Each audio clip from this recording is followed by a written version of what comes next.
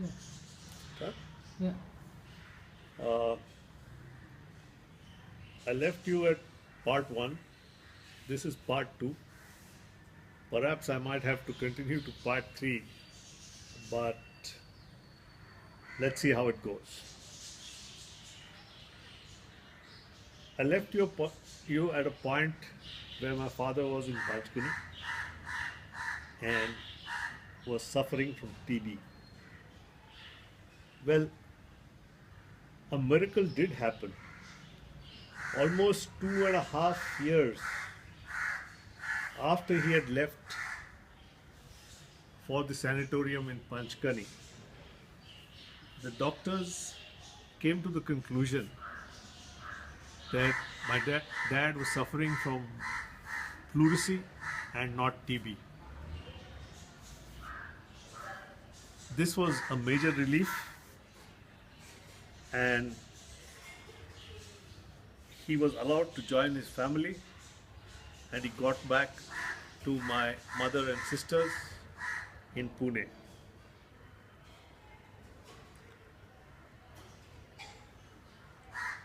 He was, however, advised not to go back to work, and it was only after a few months thereafter that the doctors permitted him to work but insisted that he work part time.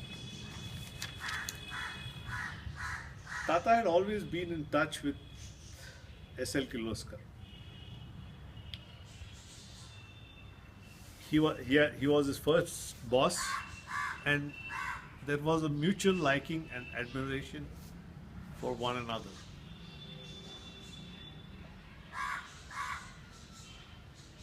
Tata went to S.L. Kirloskar and asked him for a job, hoping that he would get one at the Kirloskar factory in Pune. But Mr. S.L. Kirloskar told him that he could not offer him a job in Pune, but there was a machine tool factory which the Kirloskars were going to start in Harihar, and would my father be interested in joining there?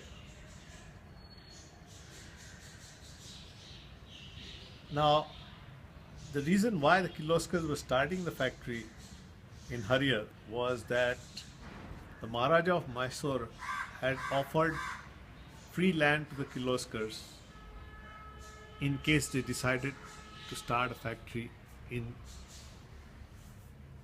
his state. Harihar was located on the national highway. It was on the rivers of the banks of the river Tungabhadra. It was also on the railway line connecting Pune to Bangalore, and therefore was thought of by the Kirloskars to be a most suitable place. Uh, my father chose to go to Harihar, and this was to prove to be his karma bhumi.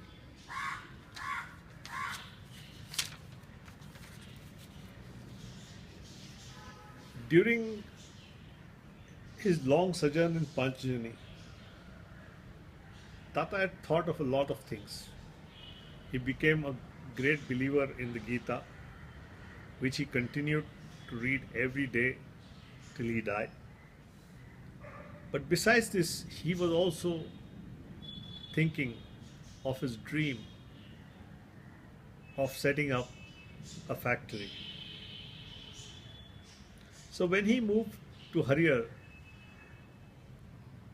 although he did that because he needed a job, the thought of starting a factory always remained uppermost in his mind. After having been in Harihar for just a year, and around the time my sister Jay was born, an opportunity did come up.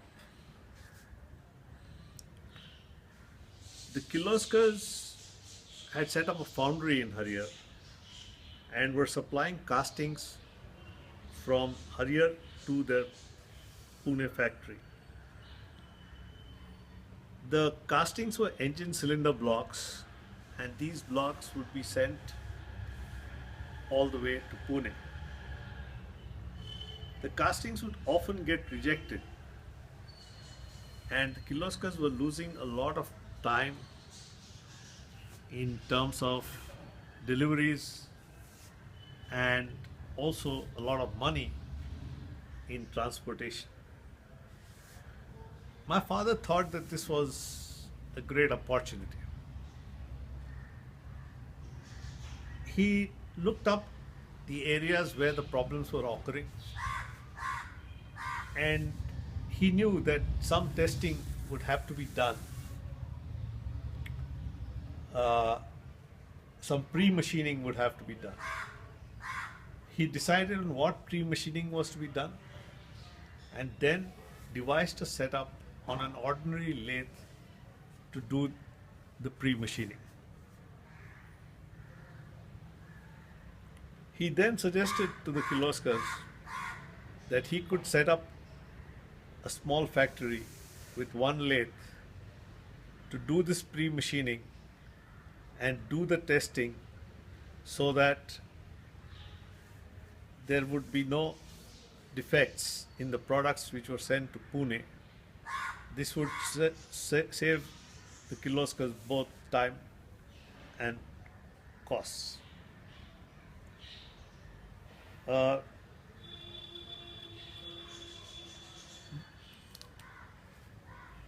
Kirloskars thought it was a good idea. However, my father did not have the funds at that time to start such a venture. He approached Mr. Zambekar, who was the head of finance of the Kirloskar group at that time, and told him of his idea.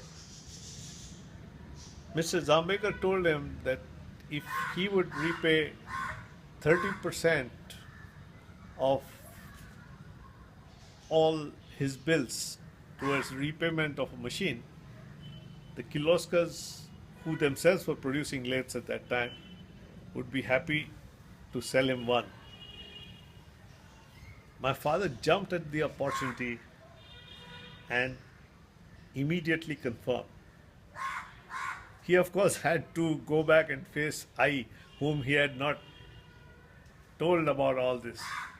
But he promised her that he would give her the 300 rupees she needed to run her house, so that he could fulfill his dream of starting a factory.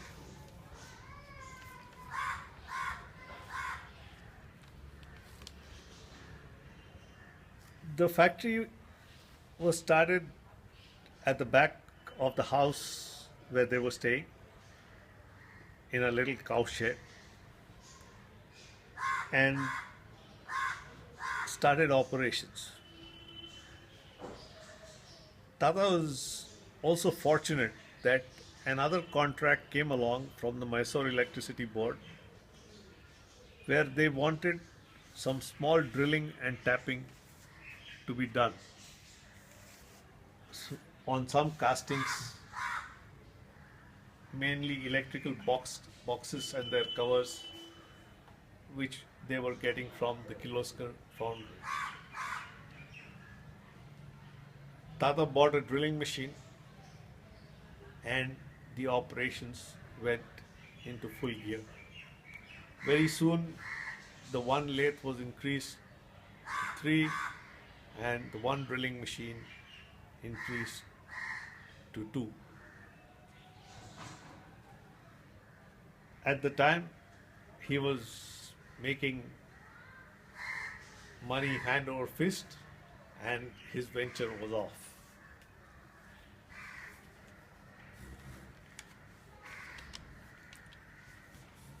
As I have told you earlier, Tata had always been thinking of a product which he wanted to make. He had already identified the 4-jaw chuck as a product. He had with him a whole collection of catalogs which he had collected over the previous 10-15 years, and collected all details about the Cushman four-jaw chuck which was being made in Connecticut in the United States. Uh, he, he decided that he would try to make that product using his own design, but on the principles of how it was made by the US company.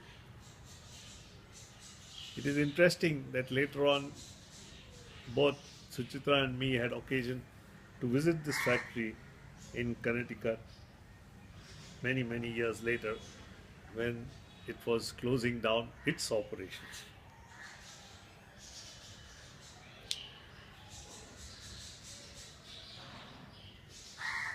Around the time I was born, Tata produced the first prototype. Of course, to make a product like a four-jaw chuck, normally one would require several machines. But Tata was not in a position to buy those.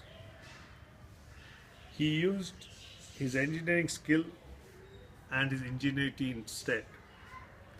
The prototype and the first four-jaw chucks were made entirely with just lathes and drilling machines. So those were the machines that he had.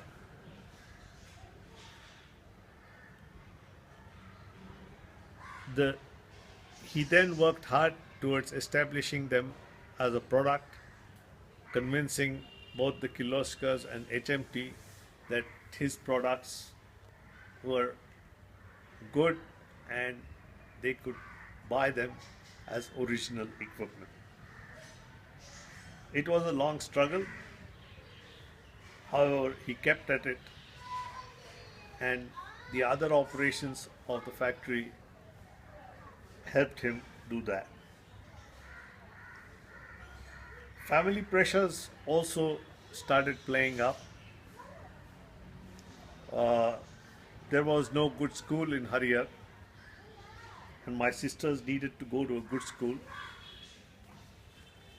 So, as there was a convent in that town, and there was a convent in Davangere, and so so we decided to move to Davangere. Now, Davangere is just 9 miles from Harihar. But this 9 miles at the time when the move was made was of course a very long distance.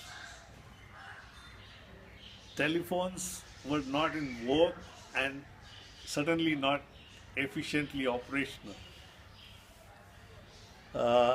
Communication between the two towns was either by bus or by train, both of which had had schedules which were uncertain and were often delayed. But Davangere was a nicer town to live, and I still fondly recall it from my early childhood.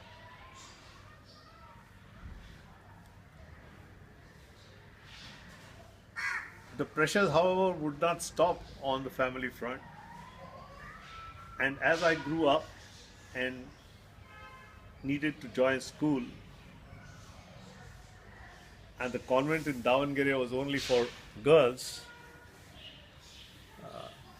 we decided,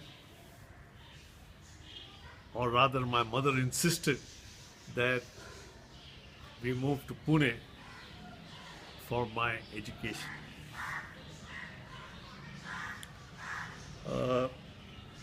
Around this time,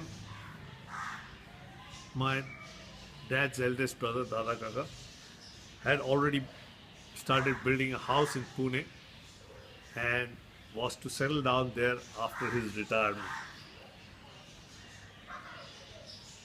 My dad also thought that it might be a good idea to move to Pune, and so plans were made. Plans were made to expand the factory in Pune, to expand all activities in Pune and all further activities in Pune, also to buy some European machines, etc. As a first move, a place was rented next to the RTO in Pune, and a few of the machines were moved. Unfortunately, just as things were falling in place, a major flood ruined all the plans. The flood was caused by the bursting of the Panshet Dam, and the entire factory, which had already been moved, was washed out. Tata himself had a miraculous escape and crossed the river on the railway bridge late in the evening to reach home.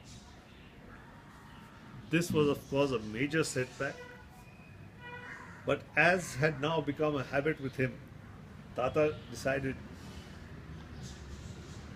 that he would convert this calamity also into an opportunity and move on. He continued to expand the Harrier factory and re-establish the factory in Pune. It was an Herculean task. He would travel twice a month between Pune and Harrier, a railway journey of 24 hours in a soot-filled train.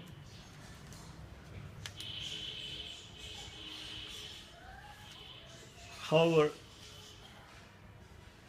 on the professional front, both the factories continued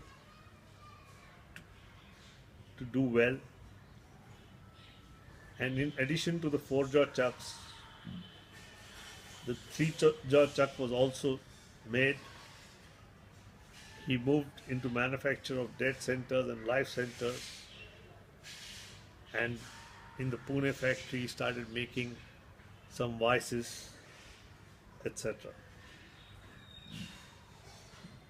Around this time, because of his strengths in Pune, he also moved into gauge manufacture. All his manufacturing, however, was very, very technical and based on the machines he had. The investments were not planned from the basis of the product, but rather the products were planned on the basis of the machines that he had. For example, he bought a cylindrical grinder to make centers, but used it to make go and no-go plug gauges.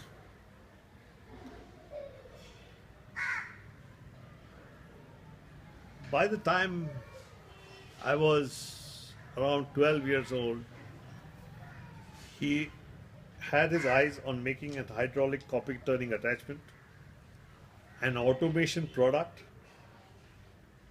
a leader in its field at the time at which automation was only mechanical and hydraulics was just coming into the field. My sister Tai also got married around this time, and Sa was already doing his engineering, or doing her engineering, and would join my father soon and help him out with some of the operations in Harrier. The factory was now nearly 20 years old, and the two locations were proving difficult as my father's health was not up to the mark. However, it continued to do well, and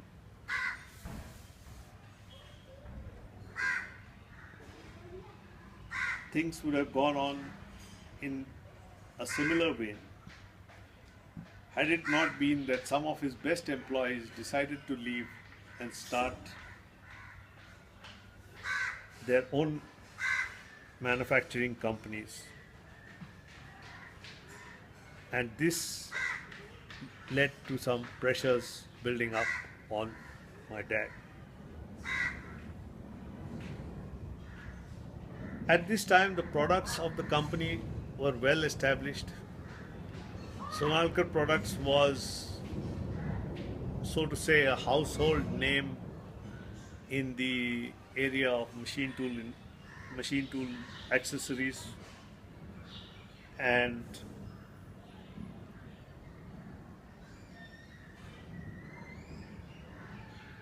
there was not a great deal to be done in the operations of the companies themselves.